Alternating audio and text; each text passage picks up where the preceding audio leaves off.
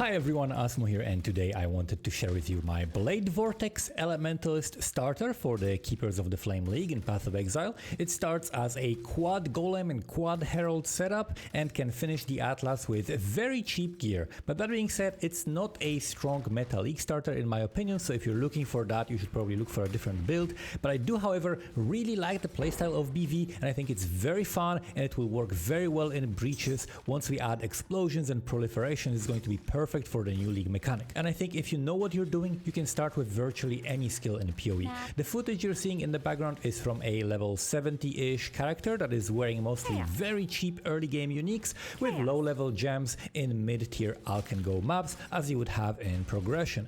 I have prepared a detailed POB for the league start progression, so I'm going to go over it and explain my plan for the progression as well as different options you have for the early gearing.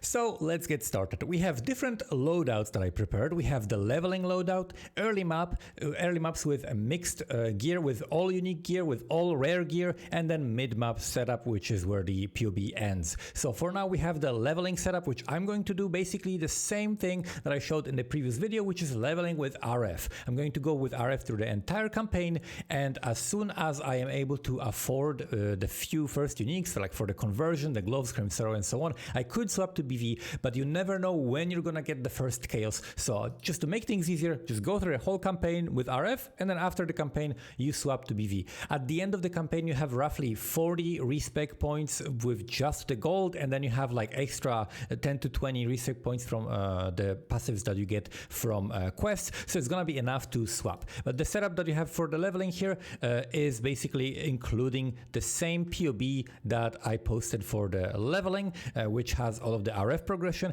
and then right after the RF progression we have the early maps with the setup that is swapping the passives, and it's about less than 40 passives to swap, I think, and it's just progressively swap to this setup and include the BV. There's a little bit of a modification that I added. For example, for ascendancies, you don't do the same thing as you do with just leveling pure RF and then continuing RF, because it's gonna waste you some points. So I wouldn't go Mastermind of Discord, I would just go with the elemental damage and elemental damage here with resistances at Cruel Lab, and then at the later lab I would just add the Bringer of Ruin and the Shaper of Storms, because earlier on we're using Skitterbots, so we're not benefiting from the Shaper of Storms, and we're also using no heralds at all while leveling with RF, so Bringer of Ruin also doesn't benefit us. But after the 3 labs, these are the points that we're gonna have. The passives that we're swapping to are basically as you can see, but the more interesting thing is I think why there are 3 setups for the early maps, and that is because of the gear.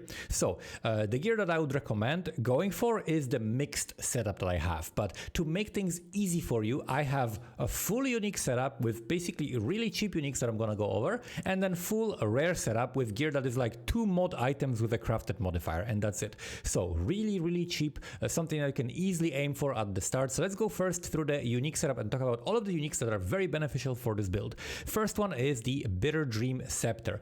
That's why we don't need a 6 link, we don't need a 5 link early on, we just use the Bitter Dream, and it gives us hypothermia, ice bite, cold penetration, cold damage, and inspiration. So we have 5 supports plus the 2 supports that we're gonna be using with our gem, which is increased AoE as well as Unleash, and that works perfectly fine. The mana cost is high, but because we're using Unleash, it's actually we're casting only every so often, so we can sustain the mana cost. Bitter Dream gives us the most damage early on, and of course can be equipped as early as a level 32, right? So these are all like low level uniques. The highest level unique I think is the Carcass Jack, which is like level 62, Doriani's Invitation is level 68. So soon after the campaign, your first chaos, you can do chaos recipe or just find chaos and make your currency the normal way, and you're gonna be buying these for a few chaos. So this is normally like less than 10 chaos on a league start. Then we have Calton Halt, which is a shield that gives us all of cold res, movement speed, it's gonna make you faster, but of course it also gives you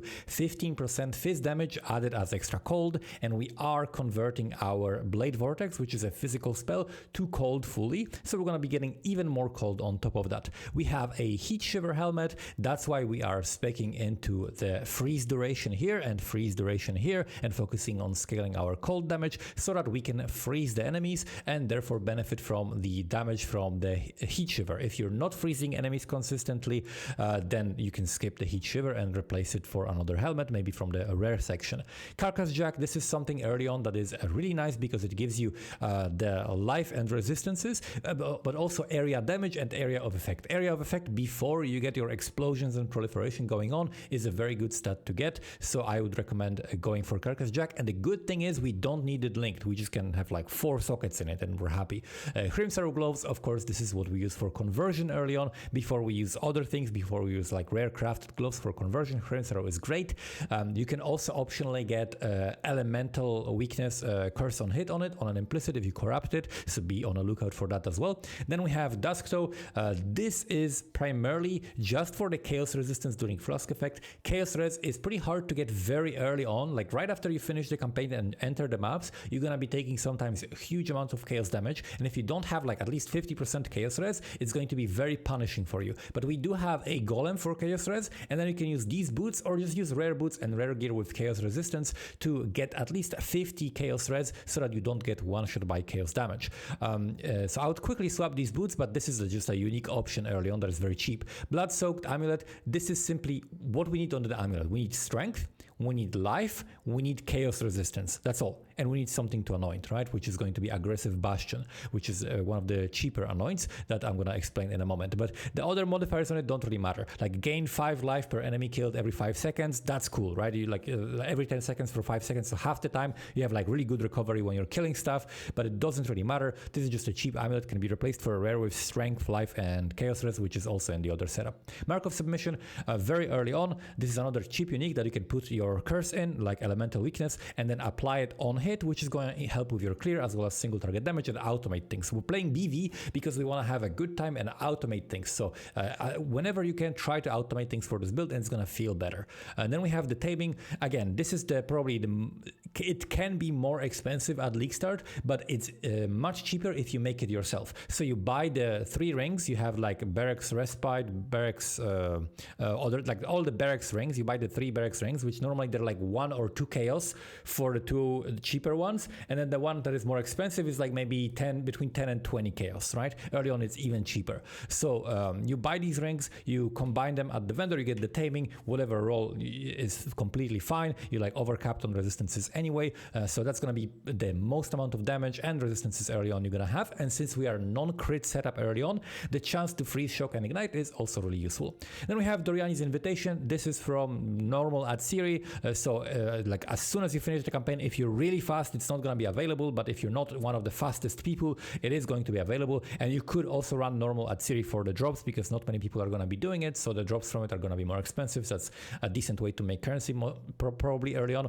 Doriani's Invitation, the cold version, keep in mind, because there's multiple versions. We want the one that gives you increased cold damage, because not only it gives you increased cold damage, but also it gives you the cold damage leached as life, so it gives you some extra life leech, gives you chance to freeze, which is also very nice. And then also fire res and lightning res, because we're gonna have lots of cold res from other items, so this is the one that you want to get. Then we have also a unique jewel. This is a jewel that gives you insane amount of dexterity if you put it in this slot. It's a relatively cheap jewel early on, something like 5 to 10 chaos maybe max, sometimes cheaper, sometimes you can get it for like just 1 chaos depending on like if you get a corruption on it or not. But it's a cheap early jewel that gives you huge amount of dex. It gives me 103 dexterity. So we go from having 44 dex and not enough to use anything, not enough to use our BV, to having 147 dexterity. Huge amount of dex in this exact spot is where you want it, because we have like huge int here, bunch of int that we're passing through. So this is what you want here. For flasks, very, very important. This is one of the things that people overlook early on. So really pay attention to what's on the flask, because this is important. You need bleed removal on your life flask. You need a granite flask, a quartz flask for phasing, which is very useful when you're playing like BV or RF, because you just want to run through the monsters. Silver flasks for more movement speed especially, and then quicksilver flask for even more movement speed. And then the suffixes on them, doesn't matter which flasks you have them on, but you want increased armor, you want reduced effect of curses on you, you want spell damage leached packaged as energy shield that gives you life, so you're gonna have life leech and energy shield leech as well. And then you want movement speed as well on one of the flasks. Doesn't matter what flask you have the suffixes on, those are the 4 flasks and those are the 4 suffixes that you want. So that is the setup that is using purely just uniques. Now let's look at the setup that is using purely just rare items. So that would include a scepter. Usually you want to just use scepter on BV because later on you're gonna want to use, like, for example, tattoos for herald effect, which you put on the intelligence nodes. And if you're using a wand that's gonna have high intelligence requirement, then instead you'd rather use a scepter that's gonna have lower int requirement and therefore have more space for your tattoos. So just get used to using a scepter. Plus it improves, like, increases all of your elemental damage, and we're also adding a bunch of damage as fire, so that is gonna increase that as well. You want just basically +1 and spell damage, like just 2 good modifiers, and then craft something like a chance to deal double damage before you go crit, right? So this is before you go crit. Then we have a shield. On the shield, you would likely want to get chance to block, increased chance to block, so you can get as much block as possible. If you look at some of these setups, like for example, if I do the full rare loadout, we have here 50% chance to block and 41% spell block, and this is without, this is just full normal regular block, right? So without glancing blows. So that's the setup. You can have like decent early on avoidance for the early maps. It's gonna make you relatively tanky so that you don't fall over all the time. Then we have also chance to avoid elemental ailments, because if we are going with this setup and with rare items, it's really easy to get ailment avoidance. So we can drop the purity of elements, and instead we can get something like hatred for more damage. So I would go for the chance to avoid elemental ailments. Then helmet with like just life and resistances. We have a chest that has a life and resist, and also we craft on a chance to avoid elemental ailments. We have gloves with conversion. Again, I do not recommend this. This is just if you're playing SSF and you didn't find the gloves yet and you really want to play BV and convert the damage, you can do that. You can also put a like a fist to lightning support in your BV as well and do part of that conversion like that. But these would be like early rare gloves that you can use if you don't have the unique gloves. But I definitely recommend the unique gloves early on.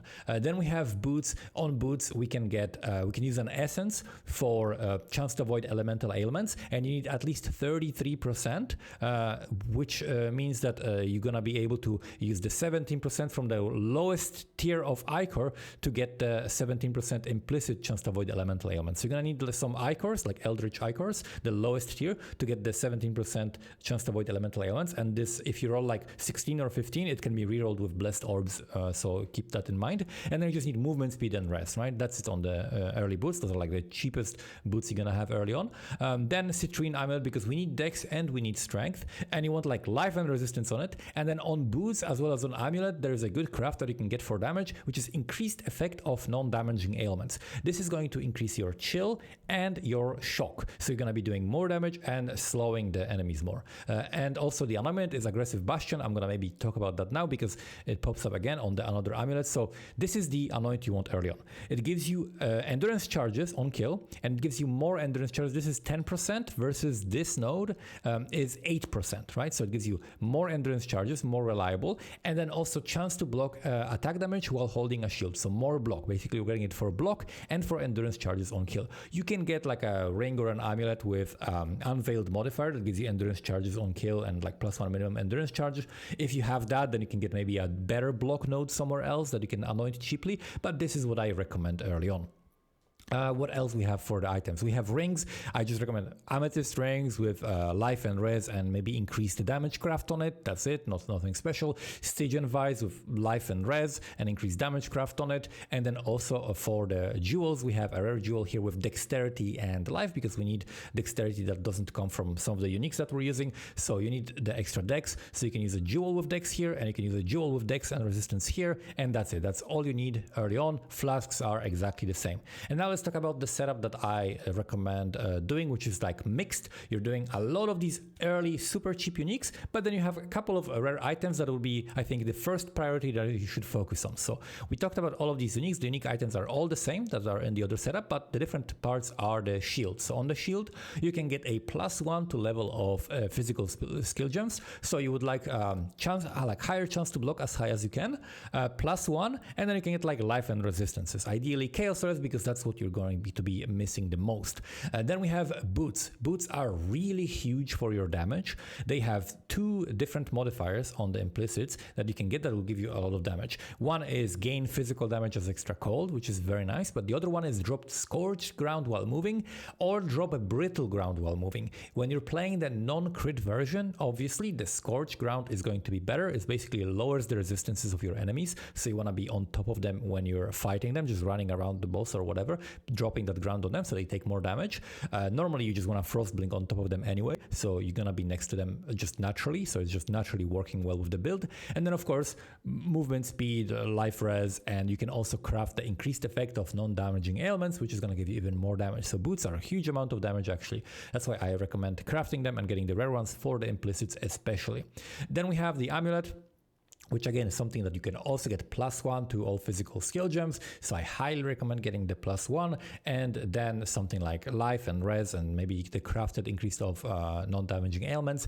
And the reason why getting an amulet early on is important before upgrading other parts is because you can just anoint it and just not have to like anoint a different worse amulet, right? So you want to get the good amulet, anoint it, and then not have to spend money on the oils and anything like that, or do blight. You just do it. You just get the amulet first, anoint it, and you have it out of the way. And those would be the main rare items that I would recommend. Other than that, the setup, the skill tree looks very similar, except if you don't have the gloves, you're going for the cold mastery, and you're gonna have to like self-cast the curse, so you also don't go for the life and mana kill against cursed enemies, but this is the setup you want to go for. And now let's go to the mid setup, right? So this is basically adding a few more levels, leveling your gems, and adding a couple of cluster jewel passives that are very, very important for this build and very helpful. So as you level to like level 90 or whatever, you do your Uber Lab, and when you do your Uber Lab, I would recommend removing Herald of Thunder. Instead of running 4 heralds, just go to 3, and then removing also the Bringer of Ruin, because it's not going to be that good anymore, and it's much better to instead go for the Heart of Destruction. More AoE, more single target damage, and because we're also going to be adding the exposure, our exposure is going to be even bigger through the Mastermind of Discord, so this is going to be a huge amount of damage and extra AoE. So this is what I recommend swapping to once you like get to your like Uber Lab level, and or like close to like level 90, and then getting these 2 cluster jewels. So one cluster jewel you're gonna need is a large cold cluster jewel with blast freeze. Ideally you want some other notable like disorienting display, or check for any other option. Just put it in PoE and see what's gonna make it so that the blast freeze is here at the front, so you don't have to path to the back for it. So you want blast freeze, which is gonna spread your freeze. This is extremely useful, extremely powerful in mapping, because it's gonna help you freeze targets that are harder to freeze, because this proliferation like if you freeze like a white mob with a big freeze, that freeze is going to transfer to the monster that is much harder to freeze, but it's going to get the same duration. So blast freeze is very, very useful. And then also heraldry, which is going to give you cold exposure and fire exposure, which is going to be your 2 primary sources of damage that you're doing. Lightning damage, of course, you're not going to have it once you remove the Herald of Thunder, but this exposure, as you can see, this one node is giving me about almost 40% damage, right? Like it's absolutely insane. You need it. You need a source of exposure, and because we're playing BV, we don't want to have to cast another skill. We just want to run through things. So that's why the heraldry is so powerful and important. Other than that, we can pick up a few more nodes for like some extra penetration, and then we can path down here to get some extra block with the levels. AoE nodes are picked specifically to match the breakpoints. You can see AoE radius is 3 meters, but without that node is 2.9. So make sure to pick all of this. Just copy this 1-to-1 and you should be fine. And this is at like, you know, level 95, a very low investment, because you have like 3 like, you know, very entry level rare items, 2 very entry level cluster jewels that you can just like alteration spam basically, and then regal, and then super cheap uniques that you can get very early on. And that setup gets to like 2 million DPS very easily, with just, you know, regular gems, and still not using a 6-link, still using the Bitter Dream, right? So still with that setup we get 2 million DPS DPS, and that is enough to clear your Atlas and just start farming currency. So this is the setup that I'm going to be starting in. Anything beyond that, you can look at PoE Ninja and see what people are doing and how people are setting up their builds. I'm going to be also posting my own progression as the league goes on, so whenever I make my character and progress past that point, I'm going to make a video and post POB of that as well. So the leveling POB will be in the description. Leave a like if you've learned something from this video, and I'll see you in the next one. Thank you for watching.